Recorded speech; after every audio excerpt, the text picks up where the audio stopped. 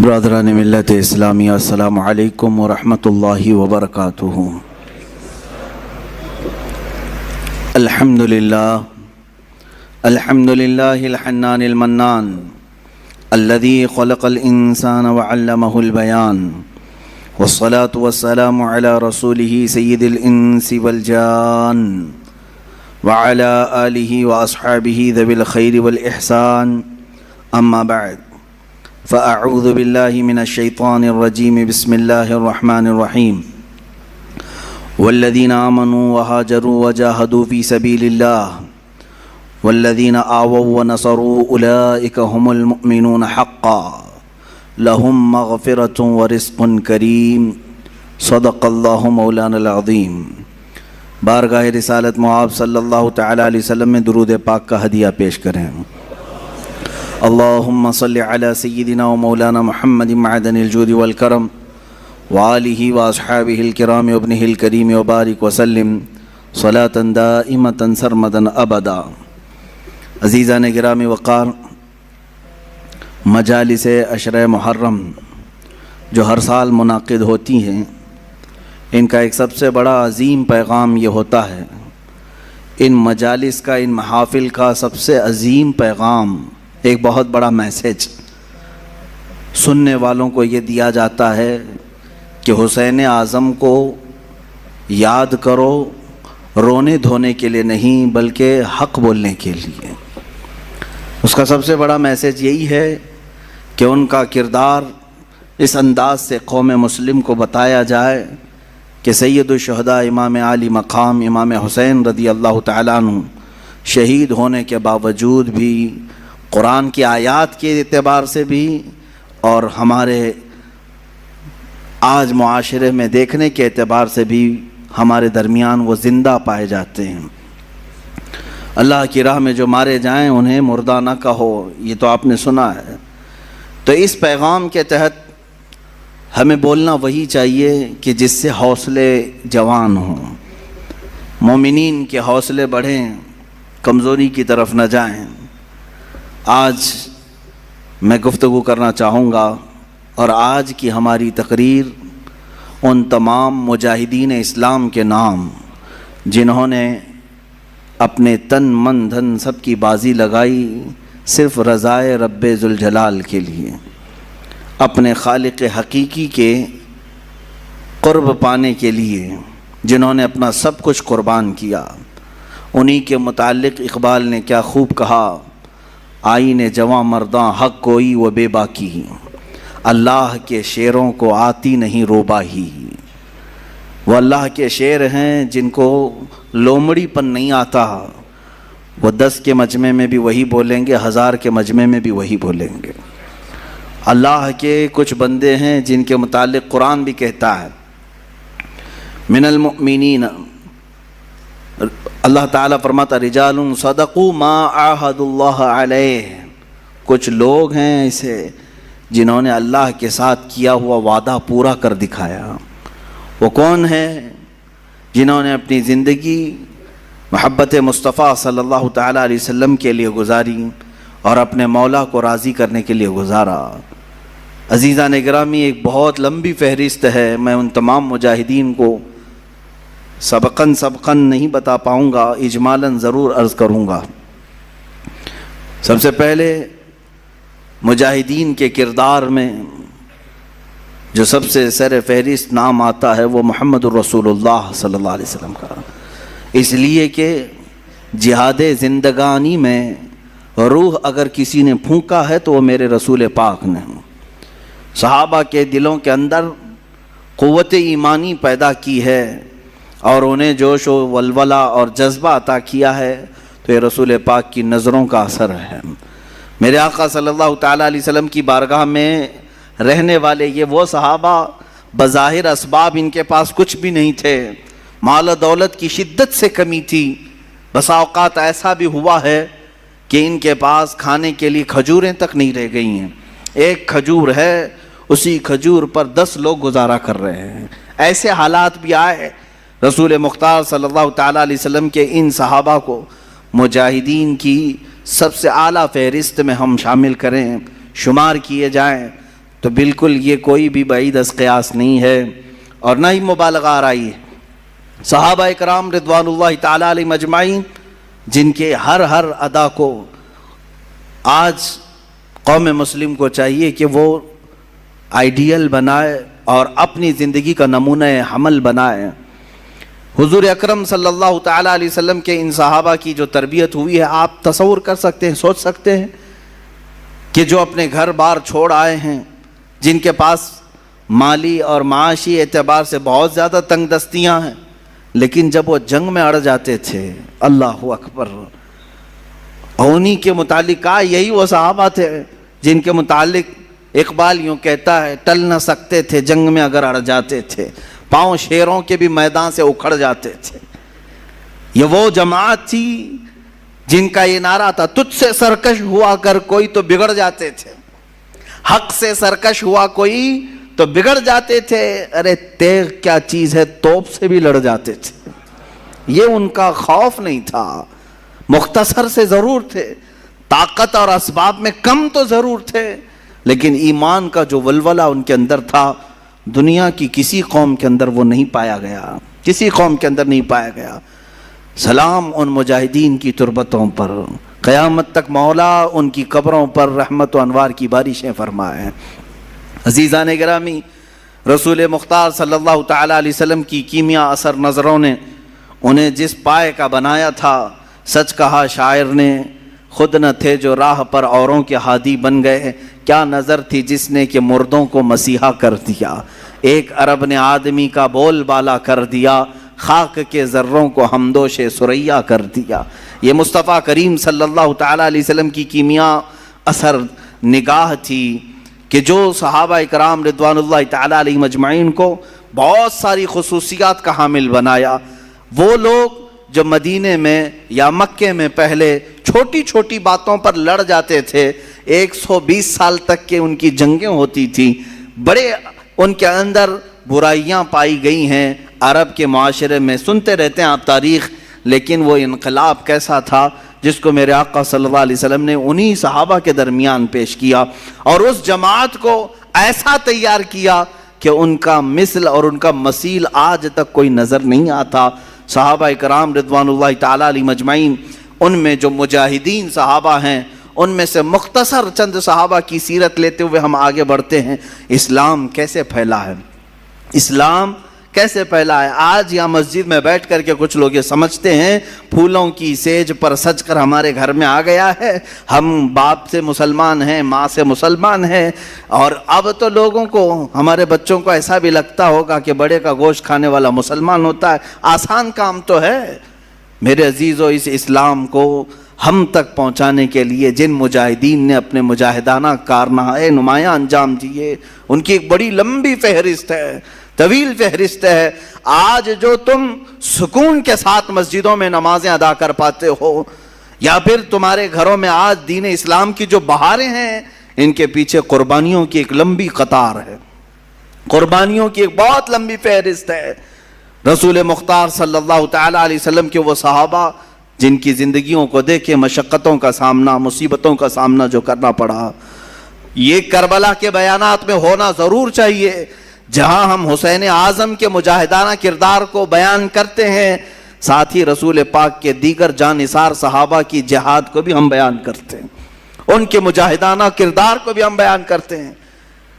اس کی وجہ یہ ہے کہ میرے عزیزو، صحابہ کرام اور اہل بیت ہمارے لیے دونوں ہی عظمت کے حامل ہیں، اور ان دونوں کے ساتھ ہی ہم جنت کے طلبگار ہیں۔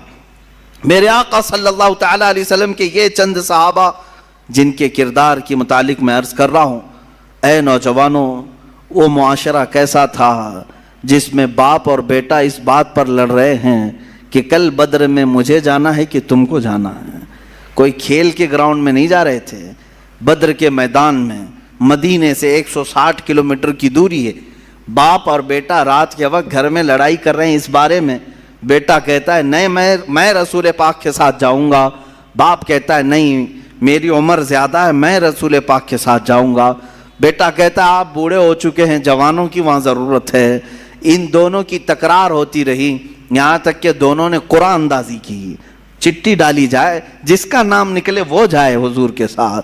अजीज़ान गिरामी, कुरान अंदाजी की गई। एक बार जब चिट्ठी डाली गई तो उस जवान का नाम आया, दूसरी बार डाली गई फिर उसका नाम आया, तीसरी बार डाली गई फिर उसका नाम आया। तो फिर जो बूढ़े थे, बाप थे, वो चिल्ला करके कहते हैं ये कुरान अंदाजी सही नहीं हो रही है, चलो हुजूर पाक के पास जाकर के हम कह लेंगे। उन्होंने ये सोचा कि मैं नबी कौनैन को मना लूँगा। हुजूर पाक सल्लल्लाहु ताला अलैहि वसल्लम के पास आए, कहा आका कल आप जो जा रहे हैं, बेटे और मेरे दरमियान ये तकरार चल रही है। बेटे ने कहा आका हमने घर में कुरान अंदाजी भी की, अब्बा उस कुरान को मानते नहीं हैं, उस कुरान अंदाजी को नहीं तस्लीम कर रहे हैं। या रसूल अल्लाह आप फैसला फरमा दे। मेरे आका ने दोनों के जज्बे को देखा, जवान भी जज्बे में कम नहीं है, बूढ़ा भी जज्बे में कम नहीं है। यही है आईने जवां मर्दी हक गोई वो बेबाकी, अल्लाह के शेरों को आती नहीं रोबाई। इनमें से कोई ऐसा नहीं है जो बहाना ढूंढ रहा हो कि मैं घर में बैठ जाऊं तू चला जाए, बल्कि वो बहाना ढूंढ रहे हैं कि कोई हम में से आगे बढ़ करके हुजूर पाक का दिफा कर सके, पहरा दे सके। रसूल पाक सल्लल्लाहु ताला अलैहि वसल्लम ने उन दोनों में देख करके फिर जो बुजुर्ग थे, सहाबी थे, उनसे कहा आप घर पर रहें, घर पर रहने की अगर ज़रूरत है तो आप अपने जवान बेटे को हमारे साथ भेज दें। मेरे आका का ये फैसला आना था, इसके बाद तो फिर किसी को पर मारने की भी जसारत नहीं होती। लेकिन जानते हैं वो मंजर कैसा है जब वो बूढ़े सहाबी धाड़े मारकर रोते हुए घर वापस आए। कहा ऐ काश ये बुढ़ापा ना होता तो मुझे रसूल पाक के साथ जाना मयस्सर होता। ऐ मेरे अजीज़ों, यहाँ लोग हीले बहाने करते हैं और बहुत सारे बहाने तलाश करते हैं कि कोई उज़्र तो आ जाए, मुझे बाहर निकलना ना पड़े, मुझे हुजूर पाक की बारगाह में दिफा करने के काम में छुट्टी मिल जाए। जैसे लोग कहते हैं नहीं मौलाना अभी ये हालात हैं, मेरी वो नौकरी है, फलां मेरी वो हालात हैं, फलां के साथ हमारे ताल्लुकात हैं, बोलेंगे तो बड़ा मसला हो जाएगा। एक साहब हमसे कहने लगे पार्टी हाईकमान हमें निकाल देगी। अल्लाह अकबर, तुम्हें ये इस बात का खौफ तो है कि पार्टी हाईकमान तुम्हें लीडरशिप से निकाल देगी अगर तुम रसूल पाक की हिफाजत के लिए बाहर आए। शर्म करो, शर्म से डूब मरो जिस दिन तुम्हें हाई कमान ताजदार मदीना से निकालने की बात आएगी। हुजूर पाक सल्लल्लाहु ताला अलैहि वसल्लम, तुम जिसको हाई कमान कहते हो सकता है कोई साड़ी धोती वाले हों, अल्हम्दुलिल्लाह हमारे हाई कमान तो ताजदार मदीना सल्लल्लाहु अलैहि वसल्लम, हम वहां नजर रखते हैं। वो अगर राजी है तो अल्हम्दुलिल्लाह हमारी जिंदगी का वसूल हो गया। हमें करनी है शहिंशाह बतहा की रजा जोई, वो अपने हो गए तो रहमत परवरदिगार अपनी है। हमें सिर्फ और सिर्फ मतमह नजर रखना है मुस्तफ़ा करीम सल्लल्लाहु अलैहि वसल्लम की ज़ात पाक को। मेरे अजीजों, ये बद्र के मैदान एक दो वाकयात नहीं है, एक दूसरा वाकया इसी मैदान का है। दो छोटे बच्चे भी लड़ रहे हैं, 13 साल 14 साल के बच्चे, मुआज़ और मुअव्विज़ रज़ी अल्लाह तआला अन्हुमा। उम्रों में फ़र्क हो सकता है, मैं एक अंदाज़न तख़मीनन बता रहा हूँ, लेकिन थे छोटे। लेकिन छोटों पर मैदान जंग में जाने का हुक्म नहीं था। लौर दोनों आपस में गिड़गिड़ाते रहे। हुजूर की बारगाह में आए, कहा क्या आका हमें साथ ले लें। हुजूर ने फरमाया छोटों के लिए नहीं है, छोटों के लिए नहीं है, तुम घर जाओ। वो बेख्तियार रोने लगे। किसके सामने रो रहे हैं? उसके सामने रो रहे हैं जिसको लकड़ी का रोना भी गवारा नहीं है, जिसको जानवरों का रोना भी देखा नहीं जाता। वो अपनी उम्मत के जानिसार सहाबा की औलाद का रोना कैसे देख सकते? मेरे आका ने फरमाया जाओ ठीक है, लाइन में खड़े हो जाओ, अगर तुम्हारा शाना उन सहाबा के शाने से मिल गया तो तुम्हें जाने की इजाजत दी जाएगी। कहाँ शाना मिलता? इस जंग ने क्या मंजर हमारे सामने पेश किया है। ऐ मेरे अजीजों, तारीख तो हम बयान करते हैं, कहानियां नहीं है ये जज्बों का एक समंदर है जो इस्लाम अपनी तारीख में छुपाया हुआ है। यह अपने नौजवानों को मुंतकिल करना जरूरी है। ढूंढ लाओ वो बच्चा जो दौड़ रहा हो मेरे आका की इज्जत की हिफाजत के लिए, और आया कतार में खड़ा हो गया। वो दोनों बच्चों को मालूम था हमारे कंधे उनके कंधे से नहीं मिल पाएंगे, लेकिन फिर भी कतार में खड़े हो गए, पंजों के बल खड़े हो गए, यानी एड़ियों को उठा दिया। शाने से शाना नहीं मिला। एक बच्चे ने पत्थर उठा लाया, पत्थर उठाकर लाकर पीछे रख दिया। दोनों उस पत्थर पर छुपके से चढ़ गए और पंजों को उठा दिया। اب دیکھا شانے سے شانہ ملا، جانے کا بہانہ ملا اور جنت میں ٹھکانہ ملا۔ اتنا ہی نہیں، حضور پاک سے کوئی چیز چھپی نہیں ہے، میرے آقا ان کا یہ جذبہ دیکھ رہے تھے، آپ نے اجازت مرحمت فرمائی جن کا جذبہ اتنا جوان ہو انہیں بدر کے میدان میں موقع تو ضرور ہونا چاہیے، لیکن تاریخ آج تک گواہ ہے، بخاری اٹھاؤ، مسلم اٹھاؤ، حدیثوں کی کتابیں اٹھاؤ، تاریخ میں یہ رقم ہے، اوروں نے اگر کافروں کو مارا ہوگا ان بچوں نے تو سیدھے کفر کو مارا ہے، اوروں نے اگر جہل کو مارا ہوگا ان بچوں نے تو سیدھے ابو جہل کو مارا ہے۔ یہی دو بچے تھے جو مصطفیٰ کریم صلی اللہ علیہ وسلم کی محبت میں تڑپتے تھے۔ یہ مجاہدین کا کردار ہے۔ جہاں میں کہتا ہوں اب آپ کے سامنے یہ دو بچوں کو میں رکھ دیا تو اب کسوٹی پرکھ کر کے بتاؤ اے مسلمانوں کسے میدان میں اترنا چاہیے؟ باڈی بلڈر کو، پیسے والے کو، سیٹ والے کو، طاقت والے کو؟ نہیں، مصطفیٰ کریم صلی اللہ علیہ وسلم کی عزت کی حفاظت کے لیے نہ باڈی کا ہونا شرط ہے، نہ عمر کا ہونا شرط ہے، نہ مال کا، نہ سیاست کا، بلکہ صرف جذبہ سچا ہونا شرط ہے۔ میرے آقا صلی اللہ علیہ وسلم کے لیے مر مٹنے کا جذبہ ہو تو پھر بچے بھی میدان میں آئیں تو بڑوں کا کردار ادا کر سکتے ہیں۔ ان بچوں نے جو کردار ادا کیا ہے، ابو جہل کے گھوڑے کو مارا اور نیچے گرا کر اس کے سینے پہ بیٹھ کر اس کی گردن قلم کر دی تھی، تاریخ میں موجود ہے۔ اور ان دو جوان شہزادوں نے، جوان بھی ہم کیا کہیں، ان فوان شباب، ابھی تو ان کے چہرے پر آئے بھی نہیں تھے اتنی جلدی ہی، لیکن کیا ہوا، وہ کیا کہتے تھے جانتے ہیں؟ انہیں پتا بھی نہیں تھا وہ مدینے کے رہنے والے تھے، مکہ کبھی نہیں گئے، مکہ کبھی نہیں گئے، مدینے میں رہنے والے۔ حضرت عبد الرحمن بن عوف اس جنگ میں موجود ہیں، بڑے صحابی ہیں، عشرہ مبشرہ میں سے۔ وہ کہتے ہیں یہ دو بچے میرے پاس آئے، پوچھنے لگے چچا ابو جہل کس کا نام ہے، کون ہے وہ؟ حضرت عبد الرحمن کہتے ہیں میں نے ان سے کہا تم کو اس سے کیا کرنا ہے، وہ سردار قریش ہے، وہ پہلوانوں کا پہلوان ہے، تم کیا کرو گے؟ بچوں نے جو جواب دیا وہ ہمارا درس ہے۔ انہوں نے کہا سنا ہے وہ مصطفیٰ کی شان میں گالیاں دیتا ہے، بس یہی چیز تھی جس کی وجہ سے تلاش میں تھی، حبیب باری صلی اللہ علیہ وسلم کو وہ گالیاں دیتا ہے۔ حضرت عبد الرحمن مسکراتے رہے، دو بچے ہیں اور ڈھونڈ رہے ہیں کس کو، اس زمانے کے بڑے طاقتور پہلوان کو۔ حضرت عبد الرحمن کہتے ہیں میں اسی بات چیت میں تھا کہ اچانک ابو جہل سامنے سے گزر رہا تھا، میں نے کہا بچوں وہ دیکھو وہی خبیث ہے جو گھوڑے پر جا رہا ہے۔ ان بچوں نے ابھی بات مکمل بھی نہیں ہونی پائی تھی کہ چیل کی طرح جھپٹ پڑے اس پر۔ انہوں نے یہ نہیں دیکھا کتنی طاقت ہے ان کے پاس، کتنی قوت ہے ان کے پاس۔ یہی میں بار بار دہراتا رہوں گا اقبال کا شعر، آئینے جواں مرداں حق گوئی و بے باکی، اللہ کے شعروں کو آتی نہیں روبائی۔ اللہ کا جو شعر ہے، ارے شعر ہوتا ہے، بچہ ہو تو بھی شکار کرتا ہے، بوڑھا ہو تو بھی شکار کرتا ہے، شعر ہے، اللہ کے شعروں کو آتی نہیں روبائی۔ حضرت عبد الرحمن بن عوف کہتے ہیں میں نے ان کی مجاہدانہ کردار کو دیکھا، ان بچوں نے سر تو قلم کیا اس کا، واپس آئے تو کیا وہ صحیح سلامت آ گئے؟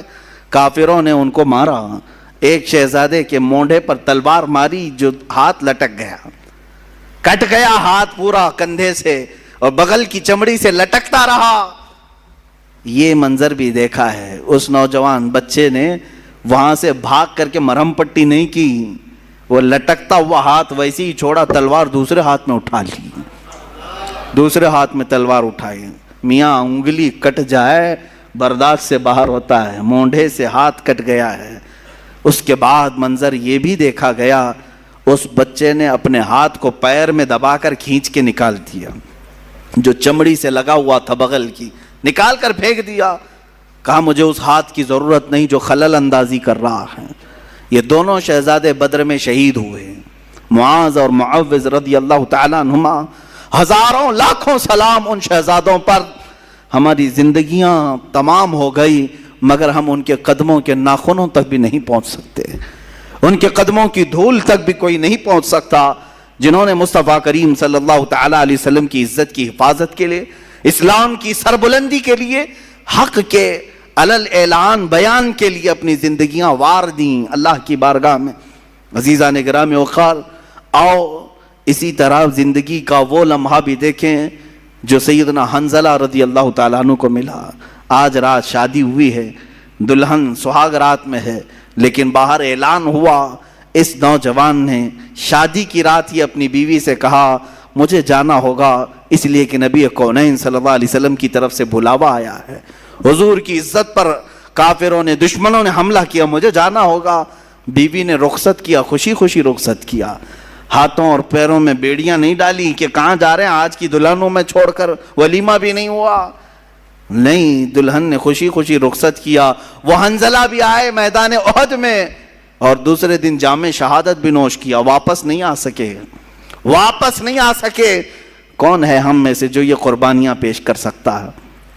اے نوجوانوں, باتیں کرنا بہت آسان ہے, لوگوں کے درمیان جواں مردی کی باتیں پیش کرنا یہ بہت آسان ہے, عملی میدان میں اتر آنا یہ بہت کمال کی بات ہے.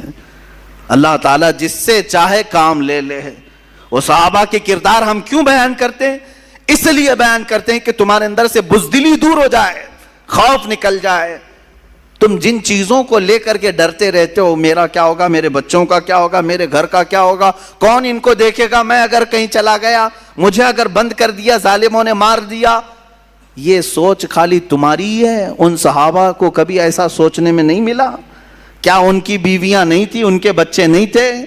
ان مجاہدین اسلام کا کوئی تھا ہی نہیں وہ جو اس طرح سے حضور پاک کے لیے نکل پڑتے تھے؟ اے نوجوانوں, ان کی بھی خاندان تھے, ان کی بھی جائیدادیں تھیں, ان کے بھی مال پراپرٹی تھے. سیدنا عثمان ابن عفان رضی اللہ تعالیٰ عنہ کے کتنے بڑے کاروبار تھے, کتنے بڑے پراپرٹیاں تھیں. لیکن مجھے یہ بتاؤ, ان صحابہ کی پراپرٹیاں, جائیداد, مال, دولت, اولاد, باغیچے کبھی بھی حضور کے اور ان کے درمیان حائل نہیں ہو سکی, کبھی بھی آڑ نہیں بن سکی. فرق صرف یہی ہے کہ آج ہر چیز ہمارے سامنے آڑ بن جاتی ہے, آڑ بن گئی. مائیں آڑ بنتی ہیں, باپ آڑ بن جاتا ہے. اگر کوئی جوان اٹھتا بھی ہے, حق بولنے کی بات کرتا ہے, تو اس کے گھر والے ہی سب سے پہلے اس کے ہاتھ پیر میں باندھ دیتے ہیں. حالات خراب ہیں, تو کہاں جا رہا ہے, مولانا بولتے رہتے ہیں, ان کا کیا ہوتا ہے, تو مر جائے گا. یہی سب تو باتیں آتی ہیں. یہ بزدلی جو آج گھروں میں سکھائی جا رہی ہے, جن ماؤں نے اور جن بہنوں نے اپنے بھائیوں کو اس طرح کی باتیں سکھائی, مت جاؤ ان کی باتوں پر, یہ جوش کی باتیں کرتے ہیں, میدان میں لے جا کر کے مار ڈالیں گے, وہ خود تو زیب رہیں گے, تم اندر چلے جاؤ گے, مارے جاؤ گے. ٹھیک ہے, تم اس طرح تربیت کر لینا, لیکن ایک وقت آئے گا جب تمہاری عزت پر حملہ ہوگا, تب بھی یہ جوان باہر نہیں آ سکے گا, نہیں کھڑا ہوگا. چیلنج کرتا ہوں, لکھ کر کے رکھ لینا. تم نے اس کو روکا ہے اللہ اس کے رسول کی رضا کے لیے, اللہ اس کے رسول کی رضا حاصل کرنے جانے سے تم نے روکا, تو پھر تمہاری حفاظت بھی یہ کبھی نہیں کر سکے گا. یاد رکھنا, جو اللہ اس کے رسول کی رضا کے لیے نکلنے والا جوان ہے, وہ سب سے زیادہ اپنے گھر کی حفاظت کرنے کا اہل بھی ہوتا ہے. وہ اپنے بھائیوں, بہنوں, ماں, بچیوں سب کی حفاظت کا اہل بھی ہوتا ہے. خیر, سیدنا حنزلہ رضی اللہ تعالیٰ عنہ مجاہدین میں ایک اعلیٰ کردار کا نام ہے. عمار بن یاسر, حضرت یاسر رضی اللہ تعالیٰ عنہ مجاہدین میں ایک اعلیٰ کردار کا نام ہے. اور سیدنا خالد بن ولید سیف اللہ المسلول مجاہدین کے ایک اعلیٰ شخصیت کا نام ہے, جنہوں نے حضور پاک صلی اللہ تعالیٰ علیہ وسلم کے ساتھ جنگیں لڑی, حضور کے زمانے میں بھی, حضور کے بعد بھی. یہ ایک ایسے مجاہد کا نام ہے جس سے آج بھی دنیا کانپتی ہے, آج بھی دنیا کانپتی ہے. لوگ چاہتے ہیں کہ خالد بن ولید کے اوراق کو بند کر کے رکھیں, کبھی نہ اٹھائیں, ان کا مطالعہ نہ کیا جائے, ان کی سیرت نہ پڑھی جائے, اس لیے کہ معلوم ہے اچھوں کی سیرت پڑھنے کے بعد اثر ضرور آتا ہے, اثر ضرور آتا ہے. خالد بن ولید رضی اللہ تعالیٰ عنہ وہ مجاہد صحابی جن کو اللہ کے رسول نے سیف اللہ کہا ہے, یہ اللہ کی لٹکتی ہوئی تلوار ہے. انہوں نے اپنی زندگی میں 125 جنگوں میں شرکت کی, 125 جنگوں میں شرکت کی. اور آپ کو ایک بات بتاؤں, 125 میں سے ایک میں بھی شکست نہیں کھائی, ایک میں بھی شکست نہیں کھائی. یہ آپ کو خاصہ تھا, آپ کی اسپیشلٹی. آج اور ایک میں بتا دوں آپ کو, اللہ تعالیٰ نے جو آپ کو خصوصی انعام دیا, سارے صحابہ میں خالد بن ولید کو 125 جنگوں میں شریک ہوئے اور ساری 125 میں فتح یابی ملی، ایک میں بھی شکست نہیں۔ دوسری خصوصیت آپ کی یہ ہے، دوسری خصوصیت خالد بن ولید رضی اللہ تعالیٰ عنہ جن علاقوں کو فتح کیے 125 جنگوں میں، جن علاقوں کو فتح کیے، آج تک وہ علاقے کبھی کافروں کے ہاتھ میں نہیں گئے، صرف ان کی خصوصیت ہے۔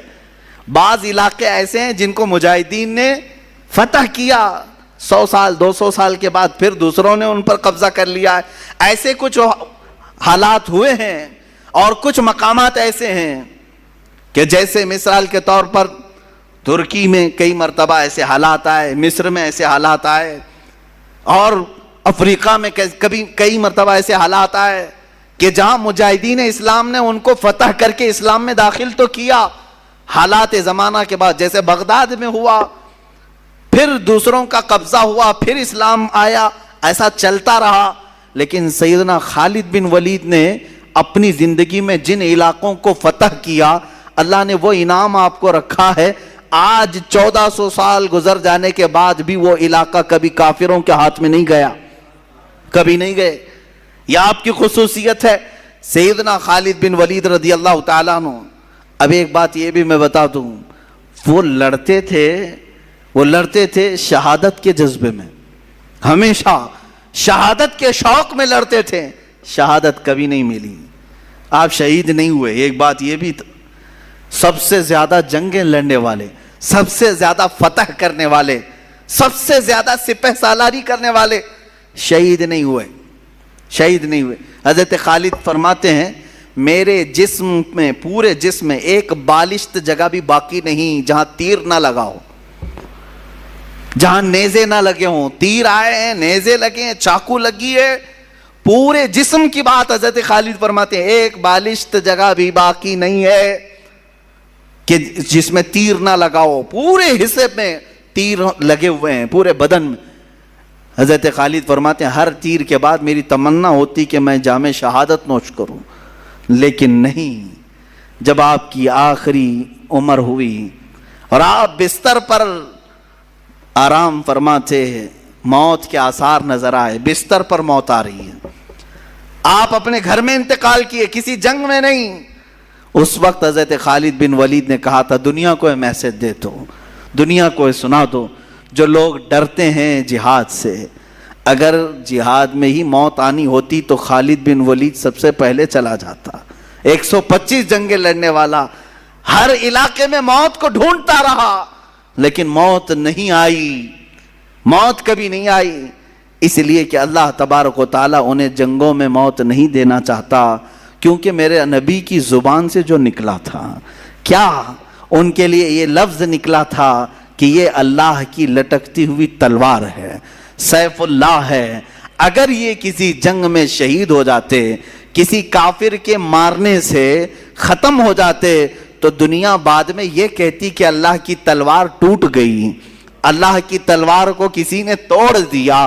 اس لیے میرے مولا نے اس اللہ کی تلوار کو صحیح سلامت رکھا، اور آج تک وہ تلوار اپنی قبر میں صحیح سلامت ہی ہے، صحیح سلامت ہی ہے۔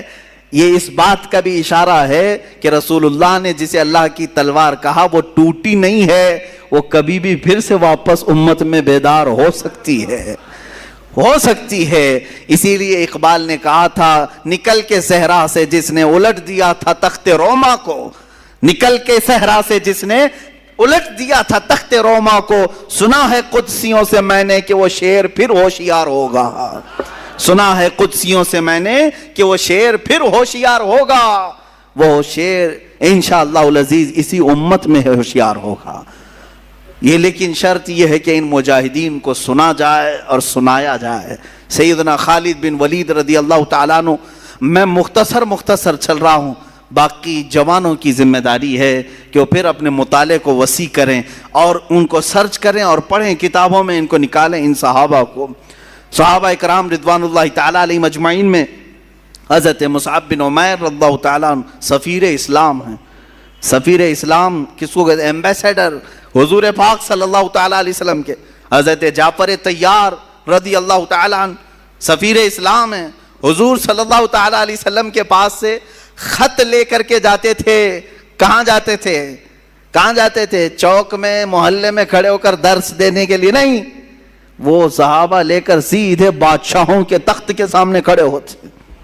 بڑے بڑے جو بادشاہ تھے، یہ صحابہ کہاں کہاں گئے؟ مصر کے بادشاہ کے پاس گئے، روم کے بادشاہ کے پاس، ایران کے بادشاہ کے پاس، یہ سب خطوط لے کر بحرین کے بادشاہ کے پاس. جتنے اس وقت بادشاہ تھے یہ صحابہ یا تو اکیلے ہوتے یا دو لوگ ہوتے، سیدھے صرف دو لوگ ہوتے. میرے آقا صلی اللہ علیہ وسلم کا لیٹر خط لے کر کے جاتے اور بادشاہ کے پاس کھول کر کے پڑھتے.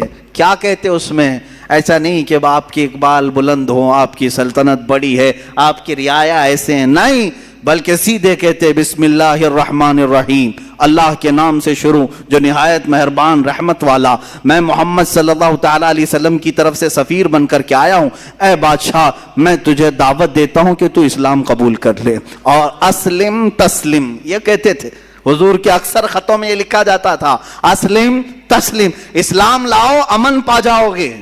یہ کس سے کہہ رہے ہوتے؟ وہ اپنے قیدیوں سے نہیں، ملک کے بادشاہ سے. بادشاہ غور سے سنتا بھی تھا، بادشاہ غور سے سنتا بھی تھا. ان دو صحابہ کا رعب کیسا تھا جو تخت کے سامنے کھڑے ہو کر کے بلند و بالا اعلاناً کہتے. کئی مواقع ایسے آئے جن بادشاہوں کے سامنے جھک کر جانے کی عادت رہی ہے، رواج رہا ہے، وہاں وزیروں نے کہا کہ نہیں یہاں سجدہ کر کے جانا ہے. یہ صحابہ اڑ گئے، کہا کہ ہم سجدہ تو صرف اپنے خالق کو کرتے ہیں، ہم تو اپنے نبی محمد صلی اللہ علیہ وسلم کو سجدہ نہیں کرتے، اس بادشاہ کو کیا کریں گے؟ وہ جا کر کے پیغام دیتے بادشاہ کو کہ یہ لوگ کہہ رہے ہیں کہ سجدہ کر کے نہیں آئیں گے، جھک کر نہیں آئیں گے. بادشاہ کہتا جیسے آئے ویسے ہی آنے دو. کیا پیغام لائے ہیں؟ کیونکہ عرب میں جو بات پھیلی تھی ہر ایک کو تجسس تھا، ایکسائٹڈ تھا کہ کیا میسج آیا ہوگا پتہ نہیں. حضور صلی اللہ علیہ وسلم کا میسج خط لکھتے اور پتہ نہیں ان کی زبانوں میں بلا کا اثر بھی ہوتا. شاہ مقوقس کو کے دربار میں، مصر کے دربار میں، بادشاہوں کے دربار میں یہ دو صحابہ ہیں جو قاصد بن کر کے گئے، اور کئی بادشاہ ہیں اسی وقت اسلام قبول بھی کی. بادشاہ کی بات کر رہا ہوں. نجاشی کے دربار میں، نجاشی ایتھوپیا کا بادشاہ، شاہ حبشہ جس کو حبشہ کہتے ہیں، وہ آج کے زمانے میں اس کو ایتھوپیا کہتے ہیں. حضرت جعفر طیار کھڑے ہوئے جبکہ ان کے مخالفت میں ابو سفیان مکہ سے آئے ہوئے تھے کافروں کی طرف سے، ان کے بارے میں بولنے کے لیے کہ ان کو پناہ مت دو. نجاشی نے کھڑا کیا، کہا کیا تم پیغام لے کر کیا ہو، سناؤ ذرا. حضرت جعفر طیار طٰہٰ کی آیتیں پڑھنے لگ گئے. طٰہٰ ما انزلنا علیک القرآن لتشقى الا تذکرۃ لمن یخشیٰ. وہ عرب لوگ تھے اور نجاشی عربی جانتا تھا. جب اس نے قرآن کی آیتیں سنی تو کہا اور کچھ پڑھو. اتنا پڑھایا کہ وہ اپنے کرسی پر ہی جھومنے لگا. اس کے بعد وہ عیسائی بادشاہ تھا، سارے لوگوں کے درمیان کھڑا ہو کر اپنی کرسی سے نیچے اتر آیا اور کہا، اس کے تاریخی الفاظ ہیں کہ جس کا پیغام لے کر کے تم یہاں آئے ہو، سچ بتاؤں میں گواہی دیتا ہوں وہ اللہ کے رسول ہیں. ان کا ہی یہ کلام ہو سکتا ہے، کسی رسول کا ہی یہ کلام ہوگا، وہ اللہ کے رسول ہیں. اور نجاشی نے جو تاریخی جملہ کہا اللہ کی قسم اگر وہ یہاں ہوتے میں ان کے قدموں کو دھو کر پانی خود پی لیا کرتا. لیکن میرے عزیزو، یہ کردار کس کا تھا؟ ان بادشاہوں کے تخت تک جا کر کے بھی اسلام کی دعوت دینا. یہ وہ صحابہ تھے جن کا مجاہدانہ کردار تو دیکھیں. یہاں لوگ ابھی ڈر کے مارے چھپاتے ہیں، کہتے ہیں نہیں حالات اچھے نہیں، نہ بولیں، ان تمام لوگوں کو برا لگتا ہے. کس کو برا لگتا ہے؟ سارے لوگ اپنے اپنے دین کی بات کر سکتے ہیں اس دنیا میں، تو ہم کیوں اپنے دین کی بات نہیں کر سکتے؟ جو دین اللہ کو پسند ہے، جو دین اللہ کا مختار ہے، اس دین کے بارے میں ہم کیوں نہیں بات کر سکتے؟ ہر ایک کو آج اختیار ہے. آپ نہیں دیکھ رہے آج جو پروپیگنڈا پھیلایا گیا ہے، کوئی ایک مسلمان تبلیغ کرے اور دوسروں کو اسلام کی اچھائیاں بتائے اور وہ اسلام میں آئیں تو یہ آتنکوادی ہے. باہر سے اس کو فنڈنگ آتی تھی اور یہ دھرم پریورتن کرواتا تھا، اور یہ خود پنڈت آگ کی ہون کروا کر کے کچھ غریب مسلمانوں کو آدھار کارڈ اور الیکشن کارڈ کے نام پر دھرم پریورتن کریں. تو کوئی مسئلہ نہیں. یہ دغلی باتیں آج ہمیں یہاں دیکھنے کو جو مل رہی ہیں، اس کی وجہ یہی ہے جس کو میں بار بار کہتا ہوں، تم اپنی اگر ذمہ داری چھوڑو گے تو یہ دوسرے کتے اس ذمہ داری کی طرف آنے لگ جائیں گے. تم اپنی ذمہ داری کیا چھوڑے ہو؟ جس کو میں کہتا ہوں دیوار کیا گری میرے خستہ مکان کی، لوگوں نے آنے جانے کا رستہ بنا لیا ہے. آج جو تبلیغ ایمان والوں کا حصہ تھی، جو ہم بڑھ چڑھ کر کے لوگوں کے درمیان میرے آقا کے اخلاق کریمہ نہ بتاتے تھے، وہ آج تقریباً لوگوں نے بیان کرنا اور بتانا چھوڑ دیا. بیان کرنے کا مطلب صرف ممبر سے نہیں ہے، تمہارے اعمال تمہارے اخلاق سے بھی ہے. ہر آدمی حضور پاک کی سنتوں کو اپنے اعمال سے بھی بیان کر سکتا. صرف تمہارے کردار ایسے ہوں جسے دیکھ کر کے لوگ سمجھ لیں کہ یہ جھوٹوں کی جماعت نہیں ہو سکتی، یہ اللہ کے رسول کے سچے غلاموں کی جماعت ہے. عزیزان گرامی وقار، یہ صحابہ کرام رضوان اللہ تعالی علیہ مجمعین جنہوں نے بادشاہوں تک بھی پہنچایا اسلام کے اس عظیم میسج کو، اور جنگلوں میں گئے ہیں. بربر ایک قوم کا نام ہے، جانتے ہوں گے. جب کسی کے اوپر بہت زیادہ سختی کی جاتی ہے نا تو کہتے ہیں کہ ظلم و بربریت کا ننگا ناچ ناچ رہا. بربریت کیا ہے؟ بربریت دوسری زبانوں میں بھی بربرتا بھی کہتے ہیں، یعنی بہت زیادہ کسی کے اوپر تشدد کیا جائے تو بربر کہا جاتا ہے. بربر ایک قوم کا نام ہے، جنگلوں میں رہنے والی بہت سخت قسم کی قوم تھی، تشدد کرنے والی قوم تھی. وہ اکثر باہر سے آنے والے انسانوں کو مار ڈالتے تھے.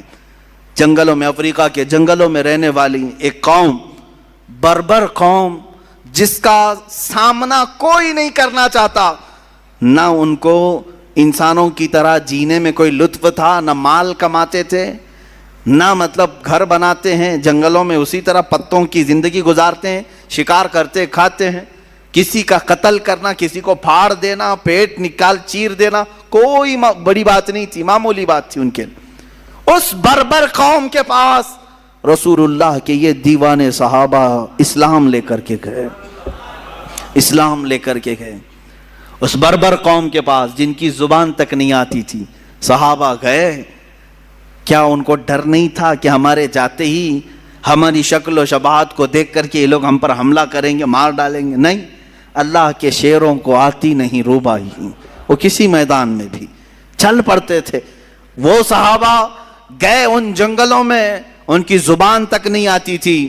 اشاروں سے انہیں سمجھایا، اشاروں سے انہیں بتلایا بہت ساری چیزیں. جب دھیرے دھیرے زبان کھول کر کے انہیں بتایا.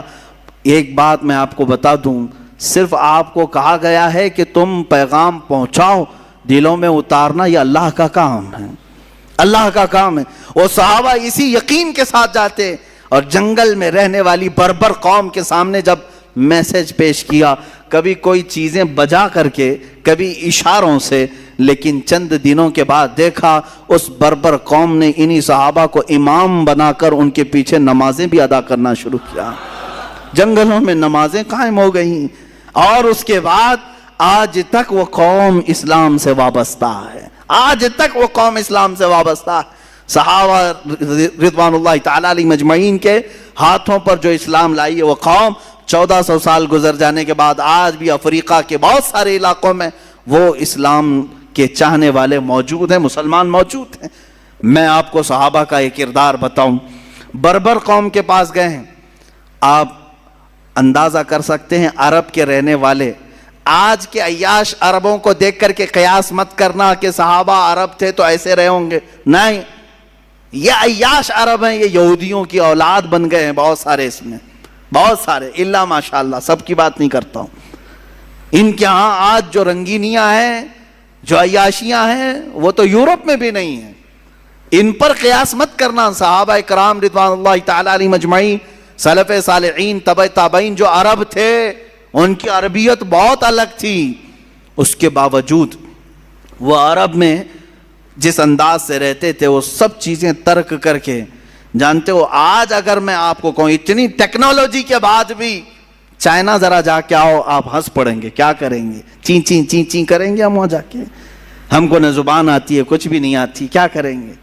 میرے عزیزو، 1400 سال پہلے حضرت سعد ابن ابی وقاص چائنا آئے ہیں، چین کی سرزمین پر آئے تبلیغ اسلام کی خاطر. کون سی زبان لے کر کے آئے ہوں گے؟ کیسے ان کے درمیان پھیلائے ہوں گے. جانتے ہیں اس صحابی کی تبلیغ اسلام سے چائنا میں اسی وقت اسلام پھیلا بھی تھا. چائنا کی زبان مختلف بالکل، ان کا رنگ الگ، ان کے تہذیب الگ، ان کے اخلاق الگ. اتنا ہی نہیں، وہی عرب کے صحابہ ہیں، وہی عرب کے صحابہ ہیں جو وہاں سے مدینہ طیبہ سے نکلے تو ہمارے اس دیار غریب ہندوستان میں بھی تشریف لائے. دیار غریب نواز ہندوستان میں بھی تشریف لائے. اور آپ کو میں بتاؤں، ساحل سمندر کے پاس صحابہ کی آمد بہت ہوئی ہے. کیرلا کے جو سمندر ہیں اس کے ساحل پر صحابہ اترے ہیں، ممبئی کے جو ساحل ہیں اس پر صحابہ اترے ہیں، سندھ کے علاقے میں تابعین اترے ہیں. یہ ہندوستان کی سرزمین پر وہ تجارت بھی کیے. اور یہاں جب آئے سیدنا مالک بن دینار رضی اللہ تعالیٰ عنہ، جن کی تاریخ میں یہ ملتا ہے کہ ان کے صرف ایک کردار کو دیکھ کر کے وہاں کے راجے نے، وہاں کا جو بڑا پیسے والا تھا، وہ مرعوب ہو گیا. ناریل ٹوٹ کے نیچے گرا تھا، ان کو شدت کی پیاس لگی تھی. آپ نے کہا مجھے پانی چاہیے اشارے سے، تو قریب کھڑا ہوا آدمی کہا یہ ناریل اٹھاؤ پی لو، کیرلا میں ناریل بہت ہوتے ہیں. مالک بن دینار نے کہا نہیں، پہلے یہ بتاؤ تو یہ کس کا درخت ہے، مالک کون ہے، پہلے میں اس کی اجازت تو لے لوں. کہا یہاں یہ سب چلتا نہیں ہے، جو راستے پر پڑے اٹھا لیا جاتا ہے. کہا وہ تم اٹھاتے ہوں گے، میں رسول اللہ کا غلام ہوں، ہم کسی کی بھی چیز کو بغیر اجازت کے چھوتے تک نہیں ہیں. یہ بات اس نے راجے سے جا کر کہا تو اس راجہ نے ان کی باتوں کو سن کر بہت زیادہ متاثر ہوا. انہیں پانی بھی پیش کیا گیا اور پوچھا گیا یہ جو آپ ایمان لے آئے ہو، یہ جو علم کی دولت یا اخلاق کی کہاں سے لے آئے ہو؟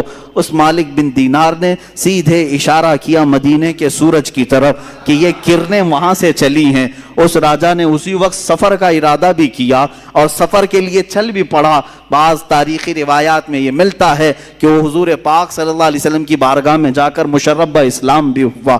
یہ صحابہ تھے، وہ ہندوستان تک آئے، ہمارے علاقے تک آئے، چائنا گئے، افریقہ گئے. اور میرے عزیزو، اسلام کے تبلیغ اور انتشار میں جو ان کا کردار ہے، صدیاں گزر جائیں گی، بہت ساری چیزیں گزر جائیں گی، میں بیان نہیں کر سکوں گا. صحابہ اکرام رضوان اللہ تعالیٰ علیہ مجمعین کی وہ جماعتوں میں سے جوان لوگ اٹھے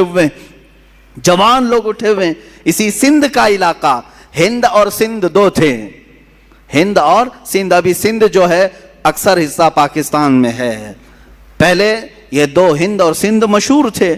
سندھ کے علاقے میں راجہ داہر سنگھ، جو کشمیر کے آگے ایک راجہ کی حکومت تھی.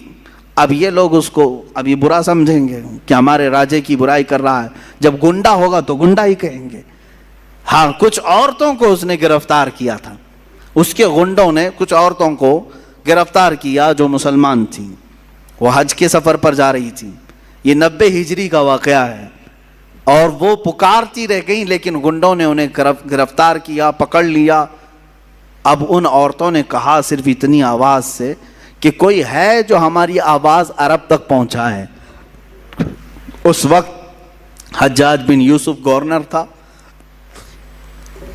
کچھ تجارت کرنے والے جو عرب سے آئے ہوئے تھے، انہوں نے آواز سنی، واپس جا کر کے گورنر کے پاس یہ بات بتا رہے تھے کہ ہم سندھ کے علاقے سے آئے. وہاں کے ایک راجہ نے چند عورتوں کو، اس کے گنڈوں نے چند عورتوں کو گرفتار کیا، وہ پکار رہی تھی کوئی ہے.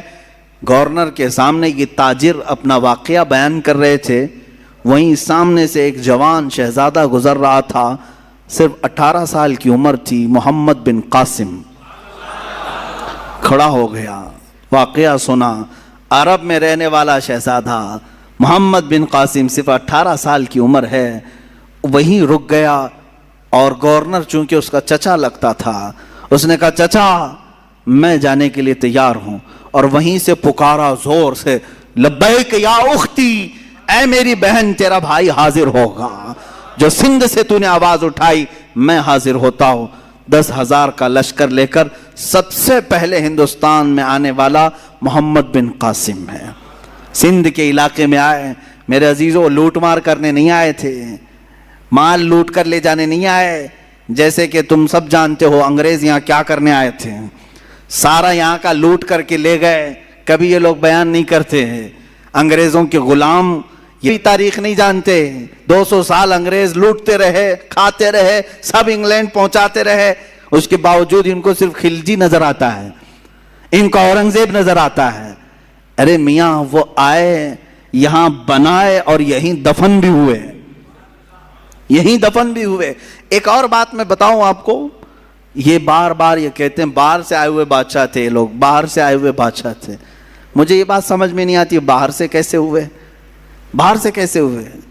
اس وقت جو وہ ہندوستان تھا اس میں افغانستان بھی شامل تھا, پاکستان الگ نہیں تھا, بنگلہ دیش الگ نہیں تھا, نیپال الگ نہیں تھا. افغانستان کا بھی اکثر حصہ اس وقت ہندوستان میں شامل تھا. ہند اتنا بڑا تھا, اور یہ جتنے بادشاہ حکومت کیے ان میں سے اکثر کا تعلق اسی افغان سے ہے. یہ باہر سے کہاں سے آئے؟ اس وقت جو اکھنڈ بھارت تھا اسی کے تھے. بہرحال اب پٹی پڑھانے کے لیے, لوگوں کے لیے بیوقوف بنانے کے لیے ان کے پاس بہت سارے طریقے ہیں.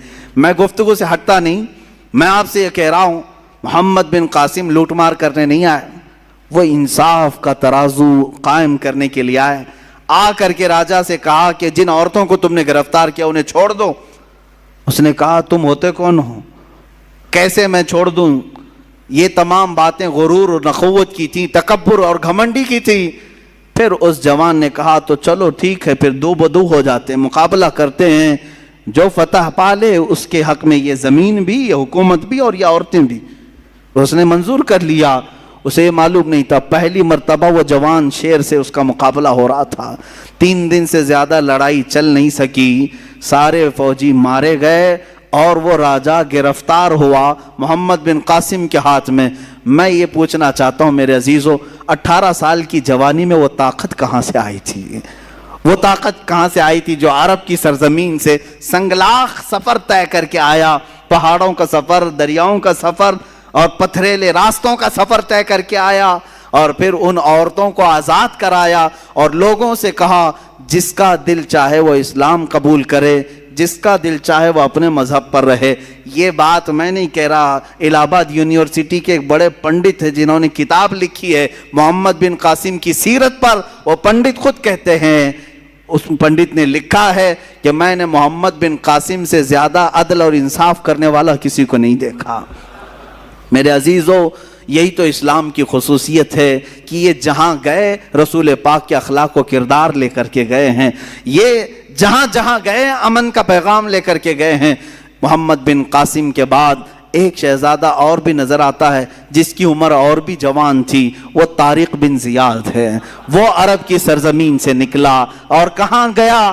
اللہ اللہ, اسلام تیرے چاہنے والوں میں کتنے جوہر ہیں, کتنے گوہر ہیں, کتنے چھپے ہوئے لال و موتی ہیں, ایک ایک کے تذکرے سے دل باغ باغ ہوتا ہے. محمد بن قاسم کو بھی دیکھا آپ نے. طارق بن زیاد کون ہے؟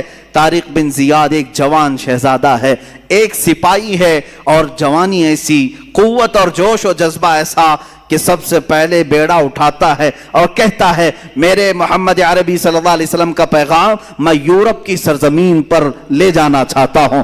یورپ کی سرزمین عیسائیوں سے بھری ہوئی, مسیحیوں سے بھری ہوئی, صلیبیوں سے بھری ہوئی, اور بہت سخت قسم کے عیسائی تھے. اس وقت جانے کے لیے عرب اور یورپ کے بیچ میں ایک سمندر تھا, میڈیٹرین سی آج بھی اس کو کہتے ہیں. آج بھی ہم نے دیکھا ہے بحر متوسط ایک سمندر حائل ہے. اس سمندر کا سفر طے کر کے ان مجاہدین کو جانا تھا.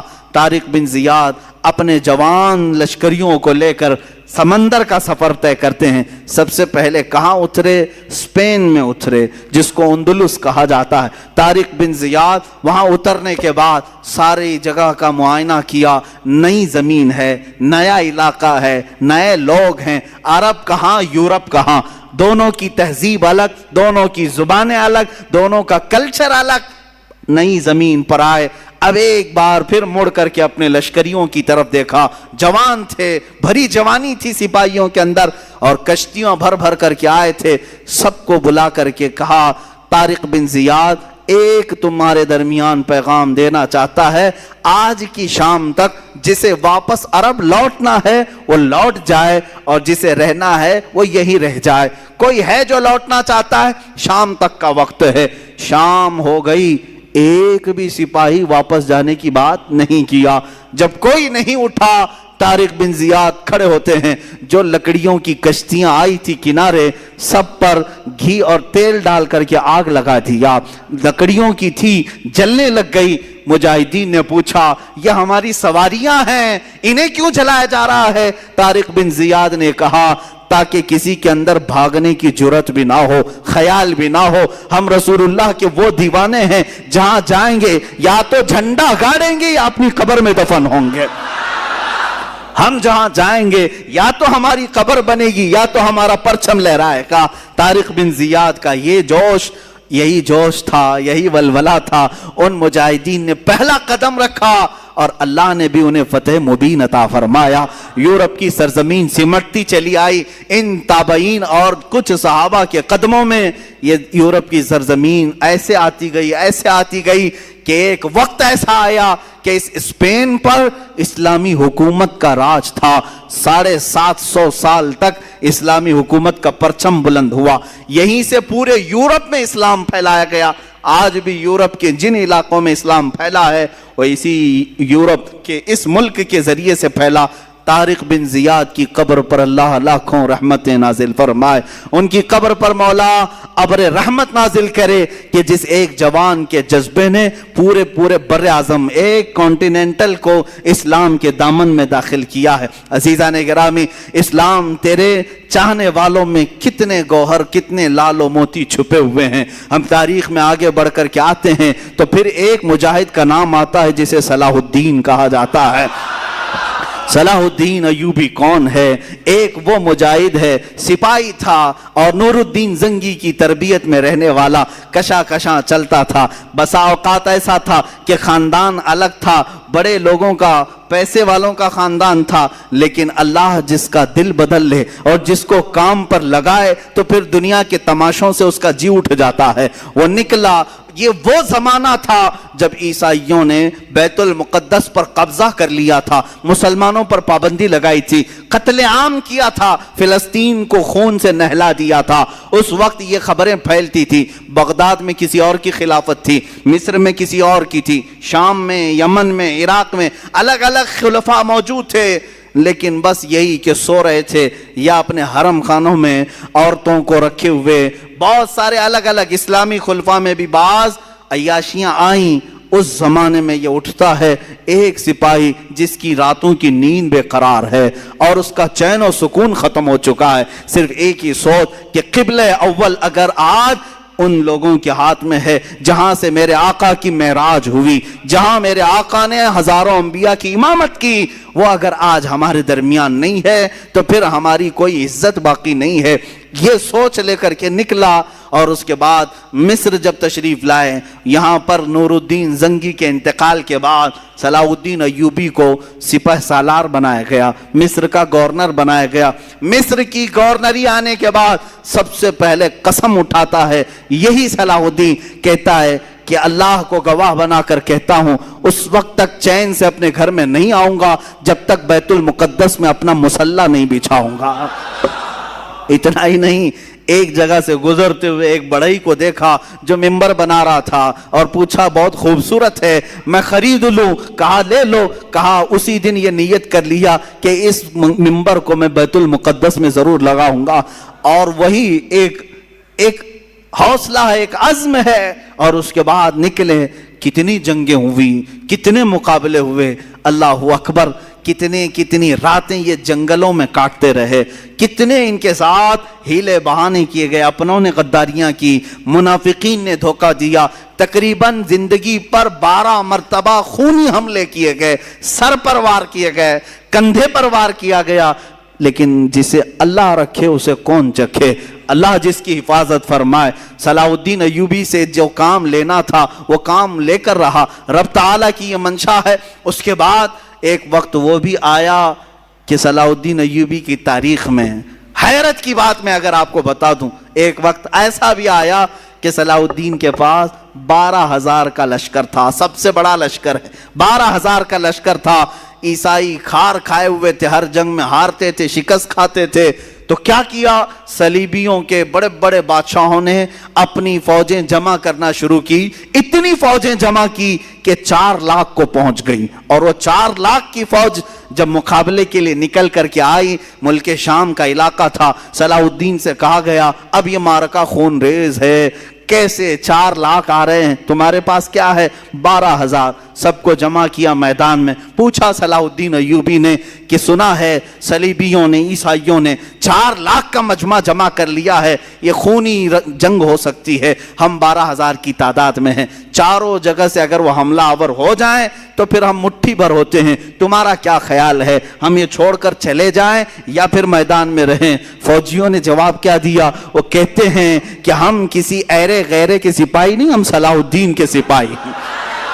اللہ کے شیروں کو آتی نہیں روباہی، آئینے جواں مردہ حق گوئی وہ بے باکی۔ اقبال نے سچ کہا تھا، اللہ کے شیر کبھی لومڑی بننا پسند نہیں کرتے، میدان جنگ میں اڑ جاتے ہیں۔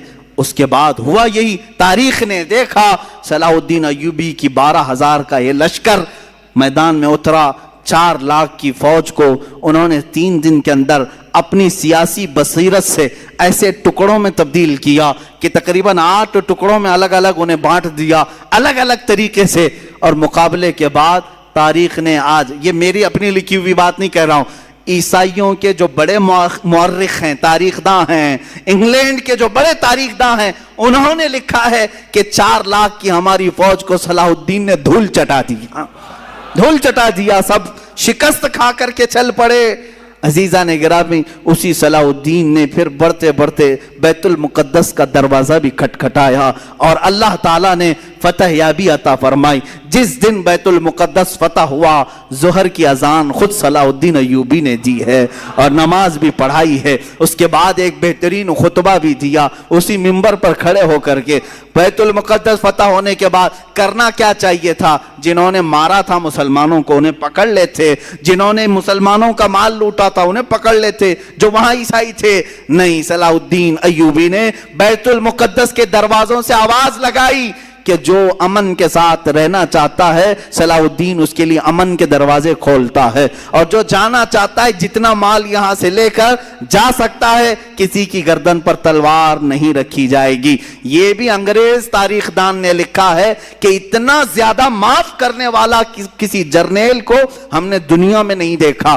اور وہ ملک ناروے، جہاں پر کٹر لوگ رہتے ہیں، ناروے اور ڈنمارک جیسے آج بھی یورپ کی کنٹریز ہیں، آپ کو حیرت ہوگی، انہوں نے اپنے ملکی قانون کے اعتبار سے صلاح الدین ڈے منانا شروع کیا۔ صلاح الدین ڈے منا رہے ہیں۔ ارے میاں تم کو کیوں صلاح الدین ڈے؟ وہ کہتے ہیں کہ ہم نے ایسا صلاح الدین دیکھا ہی نہیں ہے، یہ اللہ تعالیٰ کی طرف سے پیدا کیا ہوا مجاہد اعظم تھا۔ عزیزان گرامی، ان مجاہدین میں سے ہر ایک کی تاریخ کے لیے ایک الگ الگ عنوان چاہیے۔ مختصر میں عرض کر رہا ہوں صرف اس لیے کہ جوانوں میں ہمارے جذبہ بیدار ہو، تم اس بات میں فخر کرو کہ تم جن کے وارثین ہو وہ کوئی بزدل قوم کے ہیرو نہیں تھے۔ الحمدللہ ہماری تاریخ میں کوئی ایسا ایرا غیرہ اور نتھو کھیرا نہیں ہے۔ اگر ہم تاریخ اٹھائیں تو آج بھی لوگوں کے سروں پر بجلیاں کون دیں گی، بجلیاں کڑکیں گی، اس لیے کہ صلاح الدین ایوبی کے بعد ہم نے تاریخ میں یہ بھی دیکھا ہے جس نے 3 بر اعظم، تقریباً دنیا میں 7 بر اعظم ہے نا، کانٹیننٹل، افریقہ، ایشیا، یورپ، یہ جو 7 بر اعظم ہیں، ان میں 3 بر اعظم کو اپنی طاقت اور اپنے اخلاق، اپنے کردار سے روشن کیا۔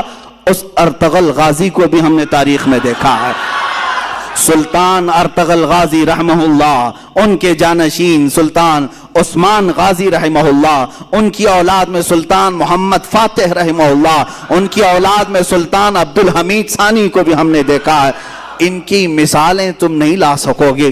3 بر اعظموں پر انہوں نے اسلامی عدل و مساوات کا درس قائم کیا ہے، اور ایسے نہیں ہیں کہ وائٹ ہاؤس میں بیٹھ کر کے سازشیں رچ رہے ہوں، بلکہ میرے عزیزو اللہ نے ان کو 3 بر اعظموں کی حکومتیں دی تھی، اس کے باوجود بھی رات کے وقت تنہائی میں جبہ پہن کر کے کسی روٹی بیچنے والے کی دکان میں کھڑے ہو جاتے اور 2 روٹیاں خرید کر لا کر اپنے گھر میں کھایا کرتے تھے.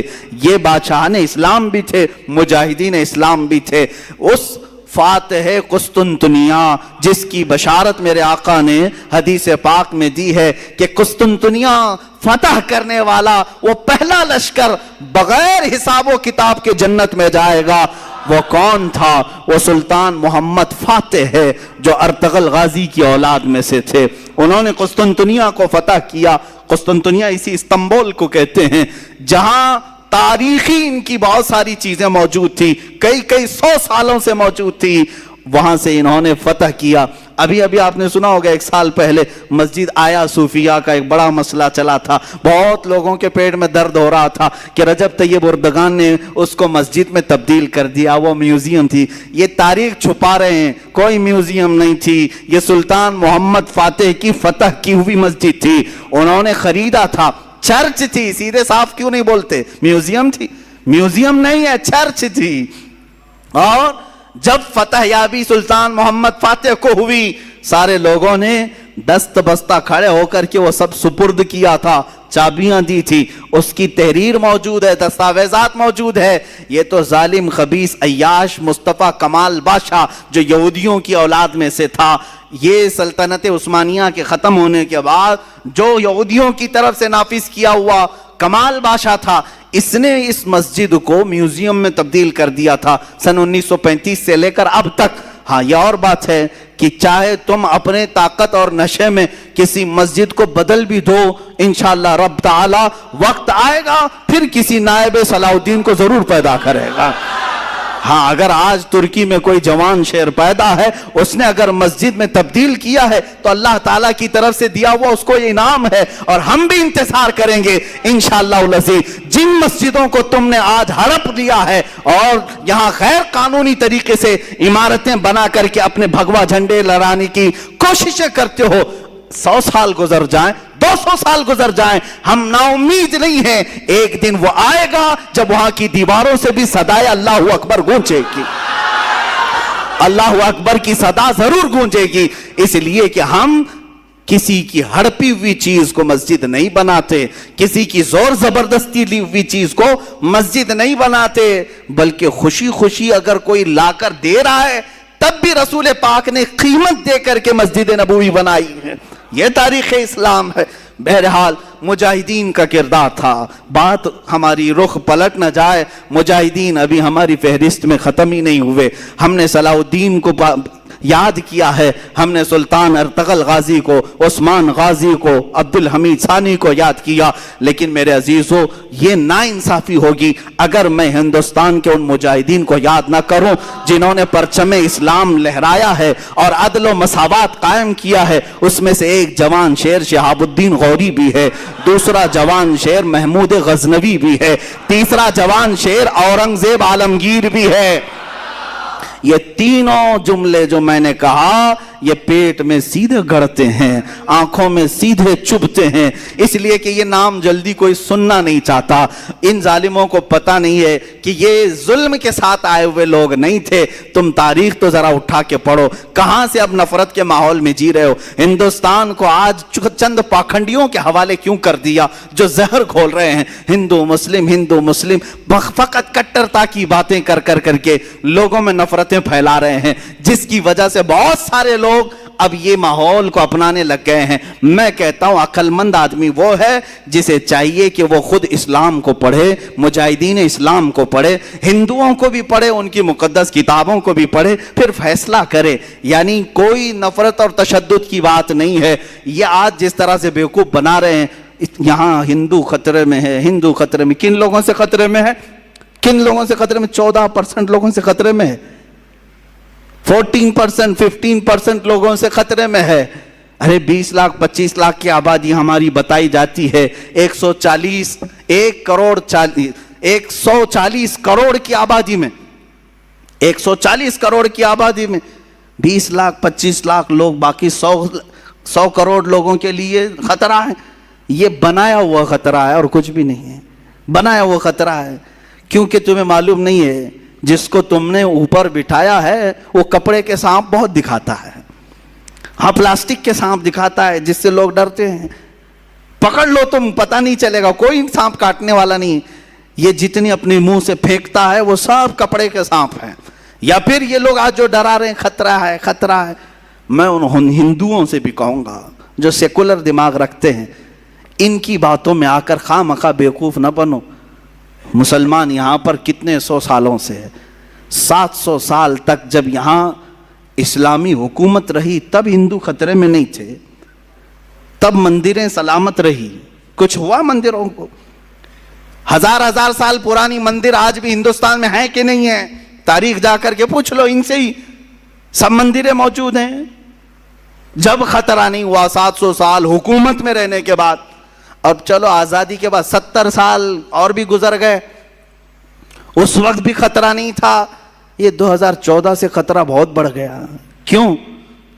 بیوقوف بنا رہے ہیں، ان لوگوں سے خطرہ بڑھ گیا۔ ارے وہ بھی کن لوگوں سے خطرہ بڑھا؟